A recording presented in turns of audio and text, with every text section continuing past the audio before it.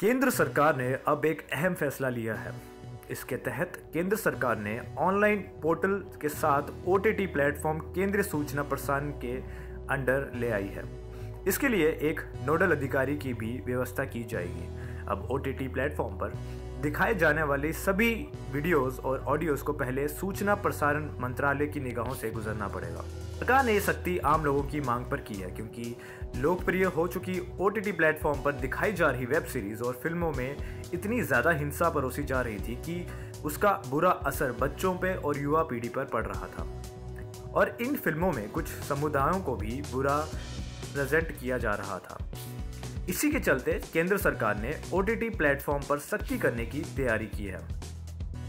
आपको बता दें कि ओटीटी प्लेटफॉर्म पर किसी भी तरह की पाबंदी ना होने से यहाँ पर इसके निर्माताओं को कुछ भी कहने की आज़ादी मिली हुई थी, लेकिन इस चक्कर में बहुत कुछ ऐसा दिखाया जा रहा था और ऐसा परोसा जा रहा था जो सेंसर बोर्ड जैसे मानकों पर प्रतिबंधित होता है। रियलिटी के नाम पर कई वेब सीरीज में खून खराबा और गाली गलौज और हिंसा को दिखाने से निर्माताओं ने हद ही पार कर दी थी। पहले ओटीटी प्लेटफॉर्म की पहुंच सीमित लोगों तक ही थी, लेकिन कोरोना काल की लॉकडाउन के कारण थिएटर बंद होने से बड़ी संख्या में लोग इंटरनेट के जरिए जुड़े और इस तरह की वीडियोस और ऑडियोज देखने लगे। ओटीटी पर दर्शकों की संख्या बढ़ता देख और वेब सीरीज और फिल्में दिखाई जाने लगी। जब ज़्यादा लोग जुड़े तो उस पर आपत्तियां भी बहुत ज़्यादा आने लगी। अब और ज़्यादा आपत्ति होना भी शुरू हो गया था, जिस वजह से इस तरह का कदम लिया गया। ओटीटी प्लेटफॉर्म पर कई विवादित फिल्मों और वेब सीरीज को दर्शकों ने नापसंद किया और इस पर कई लोगों ने केस करने की भी इच्छा जताई। इन फिल्मों में अक्षय कुमार की लक्ष्मी बॉम्ब भी शामिल है।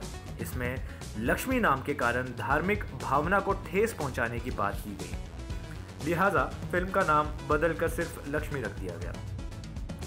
एकता कपूर की वैसे तो ज़्यादातर वेब सीरीज खुले तौर पर समाज का एक आईना ही दिखाती हैं, जैसे कई लोग अवगत नहीं होते हैं, लेकिन उनकी हालिया वेब सीरीज XXX2 पर लोगों ने काफ़ी एतराज़ जताया, क्योंकि इसमें उन्होंने देशभक्ति की भावना को ठेस पहुंचाने वाले कुछ दृश्य दिखाए थे।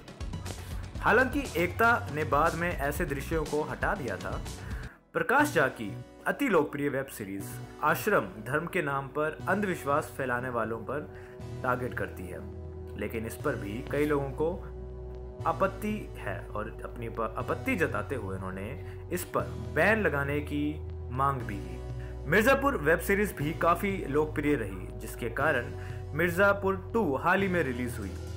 इस वेब सीरीज के राजनीतिकों समेत कई लोगों ने एतराज जताया। इस वेब सीरीज पर राजनीतिकों समेत कई लोगों ने एतराज जताया और कहा कि मिर्ज़ापुर की छवि ऐसी नहीं है जैसी कि इस फिल्म में दिखाई जा रही है। अनुष्का शर्मा निर्मित पातालोक क्राइम थ्रिलर है, जिसमें खूब हिंसा परोसी गई। इसके निर्माताओं को भी कानूनी नोटिस भेजे गए थे। इसी तरह एक शो है जो विवाद में आया। इसमें एक छोटे शहर का कॉमेडियन जो सीरियल किलर भी है काफ़ी चर्चा में रहा। ये शो डार्क कॉमेडी पर आधारित है और इसका नाम है हंसमुख।